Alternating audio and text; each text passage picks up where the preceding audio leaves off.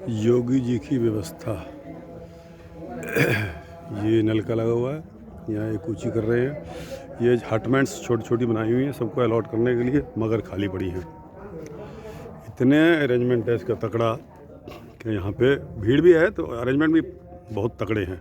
ये जितने हटमेंट्स आप देख रहे हो कई किलोमीटर्स में हैं और ये लोगों को अलॉट करने के लिए बनाए गए हैं। ये जो बड़ा हटमेंट देख रहे हैं इसमें मैं खुद रुका हुआ हूँ और मेरे साथ बहुत से लोग रुके हुए हैं। लेकिन आज जो है वहाँ यहाँ के जो करता धरता हैं वो कह रहे थे अपने आदमियों को कि भैया इनको सेपरेट कर दीजिए, बढ़िया वाला दीजिए आज। तो मैंने कहा मेरे को कोई असुविधा नहीं हुई और सब ठीक है। ये देखिए ये बाहर का रास्ता है और ये घेरा हुआ है इन्होंने सब हटमेंट्स। इस चारों तरफ हटमेंट्स हैं, कब्जे किए हुए हैं, अपना आराम से झुग्गियाँ बना रखी हैं। वृंदावन टेंट हाउस, हरिद्वार के 25 इसका एड्रेस है। और ये जो है मैं आपको ये सारी वीडियो दिखा रहा हूँ। ये है परशुराम परिषद, राष्ट्रीय परशुराम परिषद। राष्ट्रीय परशुराम परिषद में इन्होंने जितने भी इनके संपर्क में लोग आए हैं उनको इन्होंने यहाँ मुफ्त में एकोमोडेट किया है। रहना, खाना, नहाना सब फ्री है। महर्षि मंडन मिश्रा, ये महर्षि भृगु यहाँ यज्ञ होता है, यज्ञ मंडप है। मैं भी आज इसमें शामिल हुआ था। सुबह यज्ञ करके उसके बाद स्नान किया और स्नान के बाद फिर मैं अब थोड़ा अल्पाहार लेकर के और मैं आ गया हूँ। देखिए ये यज्ञ हुआ था, अभी भी अग्नि प्रज्वलित है और ये सभी हमने यहाँ बैठ के भक्त लोगों ने ये यज्ञ वेदी और ये सब आप देख रहे हैं, यहाँ पे बैठ के हमने यज्ञ किया। पंडित जी चले गए हैं अभी और मैं सामने एक टेंट में एक कीर्तन समागम हो रहा है तो उसमें मैं शामिल होने के लिए जा रहा हूँ। और महर्षि कश्यप प्रमुख योगदान, कश्यप ऋषि वेदों के महान ज्ञाता और सृष्टि के रचनाकार माने जाते हैं। इन्हें पितृ ऋषि भी कहा जाता है। इन्हें विशेष रूप से पृथ्वी और आकाश का बहुत ज्ञान था। कश्यप ऋषि ने कई देवताओं और राक्षसों, नागों और दानवों के निर्माण में योगदान दिया। कश्यप ऋषि ने सप्त माताओं की उपासना की और पृथ्वी पर प्रजनन और जीवन के संवर्धन के लिए विभिन्न यज्ञ किए। प्रमुख शिष्य इनके कश्यप ऋषि के शिष्य में अगस्त ऋषि और विश्वामित्र ऋषि भी शामिल हैं। Very good. कश्यप ऋषि की 13 पत्नियां थी भाई साहब, 13 शादियां की थी इन्होंने। अंगिरा ऋषि के बारे में बताते हैं आपको। प्रमुख योगदान, अंगिरा ऋषि वेदों और उपनिषदों के महान ज्ञाता थे। इनकी शिक्षाएं मुख्य रूप से धर्म, यज्ञ और अग्नि पर आधारित थी। अंगिरा ऋषि ने अपने तप और यज्ञों से देवताओं की कृपा प्राप्त की थी। इन्हें आग्नेय विधि यानी कि अग्नि और यज्ञ संबंधी विद्या के शिक्षक के रूप में माने जाते थे। और इनके प्रमुख शिष्य थे, अंगिरा ऋषि के शिष्य थे भारद्वाज ऋषि और विश्वामित्र ऋषि।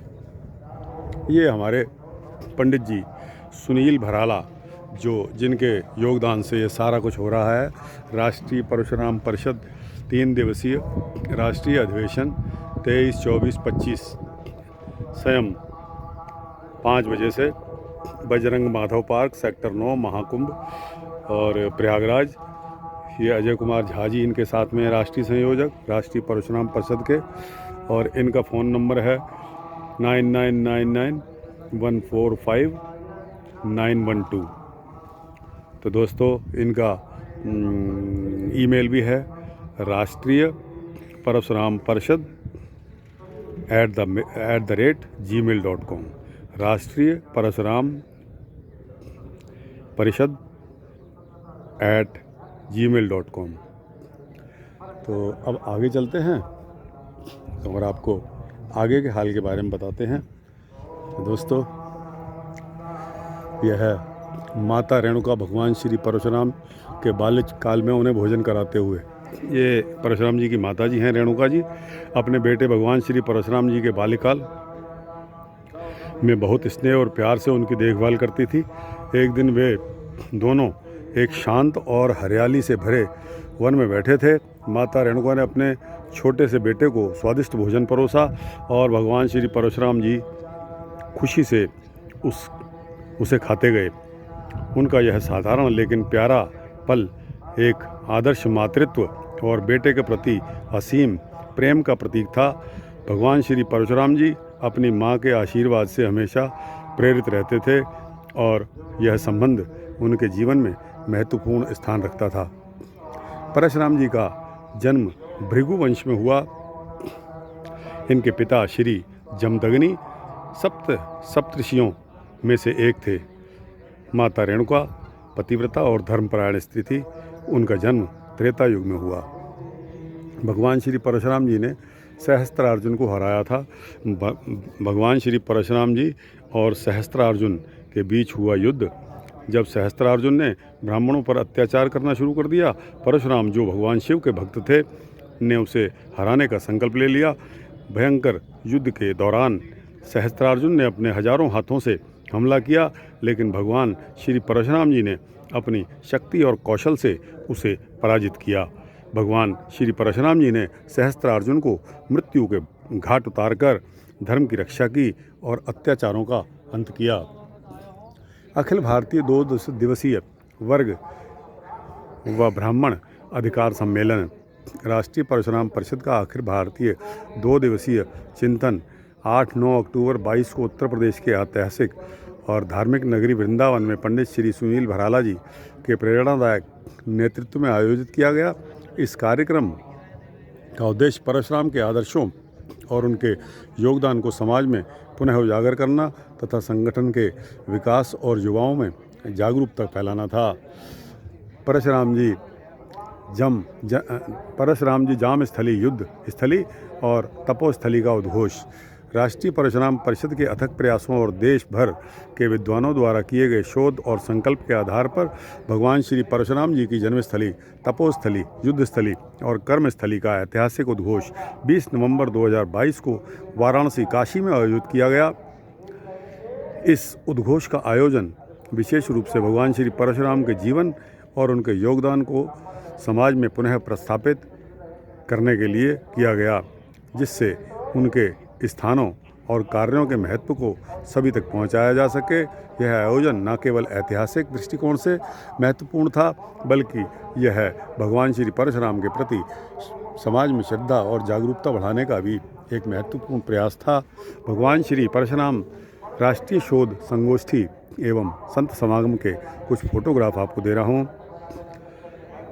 भगवान परशुराम के बारे में प्रचलित मिथ्याओं और भ्रांतियों को समाप्त करने के उद्देश्य से पंडित सुनील भराला जी के मार्गदर्शन में राष्ट्रीय परशुराम परिषद द्वारा एक महत्वपूर्ण ऐतिहासिक आयोजन हरिद्वार में आयोजित किया गया। इस आयोजन का नाम भगवान श्री परशुराम राष्ट्रीय शोध संगोष्ठी एवं संत समागम था, जो 19-20 जून 2022 को अवधूत मंडल आश्रम हरिद्वार में हुआ। भगवान श्री परशुराम जी ने धर्म और सत्य की स्थापना की। भगवान श्री परशुराम जी ने अपने पिता जमदग्नि ऋषि की हत्या का बदला लेने और अधर्मी पापाचारियों को दंडित करने के लिए 21 बार पृथ्वी को पापाचारियों का विनाश किया। जब सहस्त्रार्जुन ने भगवान श्री परशुराम जी के पिता की हत्या की, तो भगवान श्री परशुराम जी ने संकल्प लिया कि वह अधर्म और अत्याचार को समाप्त करेंगे। उन्होंने 21 बार पृथ्वी पर युद्ध किया, जहां उन्होंने भ्रष्ट और अत्याचारियों का संहार किया। उनका उद्देश्य धर्म की पुनर्स्थापना और संसार में सत्य का शासन था। उनके द्वारा किया गया यह संघर्ष न केवल अपने पिता के प्रतिशोध के लिए था, बल्कि समाज में न्याय और धर्म की पुनर्स्थापना के लिए था। भगवान श्री परशुराम जी चिरंजीवी अमर हैं और कल की अवतार के समय भगवान विष्णु को शस्त्र विद्या सिखाएंगे। Very good. अभी कोई रोल बाकी है।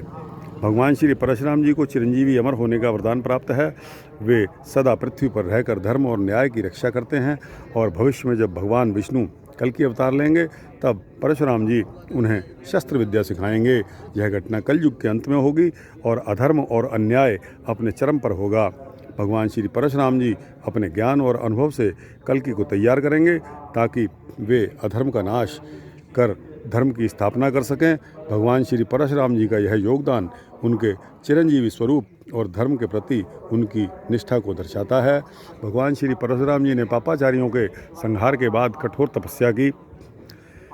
श्री परशुराम जी ने 21 बार पृथ्वी को पापाचारियों को संहार किया, जिससे उनकी अपनी पिता की हत्या का बदला लिया और समाज में धर्म की स्थापना की। क्षत्रियों के विनाश के बाद भगवान श्री परशुराम जी ने अपनी तपस्या को और भी कठोर कर दिया। उन्होंने एकांत में बैठकर भगवान शिव की आराधना की और अपने मन को पूरी तरह से समर्पित कर दिया। उनकी कठोर तपस्या में भगवान शिव अत्यंत प्रसन्न हुए और उन्होंने परशुराम को असीम शक्ति और दिव्य वरदान दिया। यह तपस्या भगवान श्री परशुराम जी की अडिग निष्ठा और सत्य के प्रति उनके समर्पण को दर्शाती है। भगवान श्री परशुराम जी ने भीष्म पितामह, द्रोणाचार्य और कर्ण जैसे महायोद्धाओं को शस्त्र विद्या सिखलाई। भगवान श्री परशुराम जी ने महाभारत के महान योद्धाओं भीष्म पितामह, द्रोणाचार्य और कर्ण को शस्त्र विद्या सिखाई। उन्होंने उन्हें धनुर्विद्या, अस्त्र शस्त्रों का अभ्यास और युद्ध कौशल में प्रशिक्षित किया। भगवान श्री परशुराम जी की शिक्षा केवल शारीरिक कौशल तक सीमित नहीं थी, बल्कि यह धर्म और शक्ति के सही उपयोग पर आधारित थी। उनके मार्गदर्शन से ये महायोद्धा युद्ध में अद्वितीय बन गए। दोस्तों, अब आपको ले चलता हूँ मुख्य द्वार, जो कि इस पवेलियन का है, इस मंडप का, जो सरकार द्वारा यह जगह घेरी गई है। गंगा जी के संगम घाट के किनारे कई एकड़ों में यह जगह है और यह हमारे जैसे यात्रियों की सुविधाओं के लिए यहाँ पर इसका विकास किया गया है। दोस्तों, बहुत ही सुंदर आयोजन है। हर 20-25 कदम पे पानी की टूटियाँ, नलके इत्यादि लगे हुए हैं, किसी भी यात्री को कोई परेशानी ना हो। इसके अलावा छोटी छोटी बहुत सारी लैट्रिन और सुविधाएं, जन सुविधाएं यहाँ डेवलप की गई हैं। इसके भी अलावा यहाँ रहने के बड़े बड़े हॉल, उसके अलावा यहाँ पुलिस का बहुत योगदान मिल रहा है योगी जी की कृपा से। और यहाँ मैं देख रहा हूँ चारों तरफ कि पुलिस वालों का स्टाफ काफ़ी हद तक सक्रिय है। यह आपको मैं मुख्य गेट की तरफ लाता हूँ। यह एक फ़ोटोग्राफ दिखाता हूँ जो कि भराला जी का है, लगा हुआ है ये होर्डिंग में। बहुत ही सुंदर आयोजन है, पुलिस वाले आ जा रहे हैं, बहुत ही सुंदर इंतज़ाम है, कोई किसी तरह की यहाँ गड़बड़ नहीं है। ये अब आपको मैं मुख्य द्वार पे ले आया। यहाँ पे इनका रिसेप्शन काउंटर बना हुआ है। ये हमारे यहाँ के कर्ता धर्ता हैं। राष्ट्रीय परशुराम परिषद के शिविर में आपका हार्दिक स्वागत है। ये कहाँ गई फूला वाली मूर्ति? यहाँ ये फ्री पुस्तकों का डिस्ट्रीब्यूशन है। अरे ये क्या कर रहा है? अरे इनको बुलाइए भाई। हाँ जी, एक मिनट रुकिए थोड़ा। तो ये आगंतुक हैं जो नहीं वो बात कर रहे हैं, रिक्शा वाले से बात कर रहे हैं। ये यहाँ पे पुलिस स्टाफ बैठा है।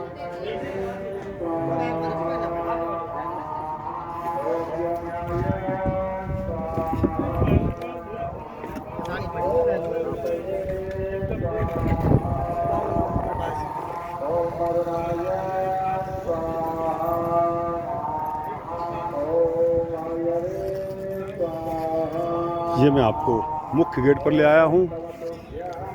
ये आपको मुख्य गेट का नज़ारा दिखा रहा हूँ परशुराम जी का। और ये यहाँ इन्होंने होर्डिंग्स बहुत सुंदर परशुराम जी के बारे में, ब्राह्मण महाकुंभ के बारे में, रामायण में भगवान श्री परशुराम जी का जो प्रसंग आया है उसके बारे में, ये आपको मुख्य जो इनका द्वार है, मुख्य द्वार के दर्शन करवा रहा हूँ। इसी तरह यहाँ मंडप बनाए गए हैं और यहाँ पे ये फोटोग्राफ दिया है श्री महेंद्र कानोडिया, श्री पंडित सुनील भराना जी। ज़्यादा सूर्य की चमक होने से वीडियो आपको कुछ लेजिबल नहीं लगेगा, लेकिन अब जो है कुछ मैं छाया में जाकर आपको ये दिखाता हूँ कि किस तरह मंडप की मुख्य बाउंड्री जो है, ये दीवार पे ये इन्होंने इस तरह के फ़ोटोग्राफ लगाकर, होर्डिंग्स लगाकर यह दीवार को सजाया गया है।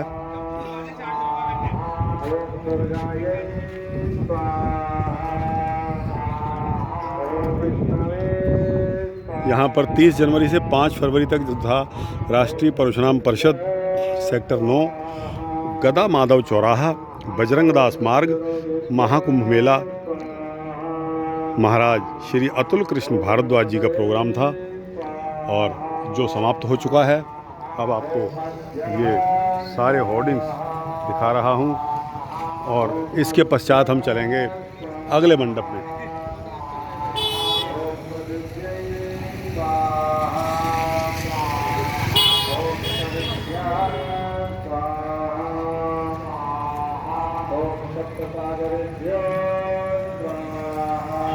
यहाँ पे एक विशाल शिव जी की, भोलेनाथ की मूर्ति लगाई गई है।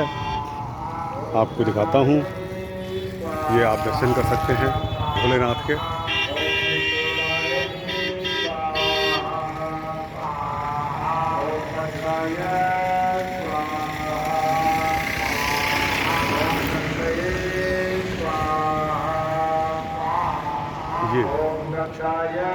ये जगह जगह पुलिस बूथ, पुलिस असिस्टेंस, आपको किसी बारे में भी चोरी चकारी, छीना झपटी के बारे में अगर आपको कोई शिकायत हो तो अपर पुलिस अधीक्षक का मोबाइल नंबर दिया हुआ है, पुलिस क्षेत्राधिकारी के मोबाइल दिए हुए हैं, थाना प्रभारी का मोबाइल दिया हुआ है और चौकी प्रभारी का भी मोबाइल दिया गया है।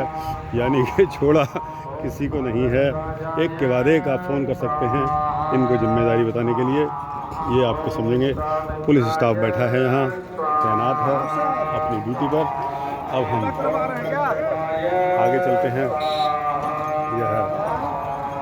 ये इसको संगम घाट का रास्ता बताया गया है, जाने का मार्ग, लेकिन जहाँ तक कि मैंने देखा कि संगम घाट को उजागर करने के लिए यहाँ पर हर जगह 6-7 किलोमीटर तक मैंने संगम घाट ही देखा है सारा। जिसको जहाँ जगह मिले तो वहीं स्नान करे ताकि भीड़ भाड़ से बचा जा सके और भाग दौड़ी से बचा जा सके।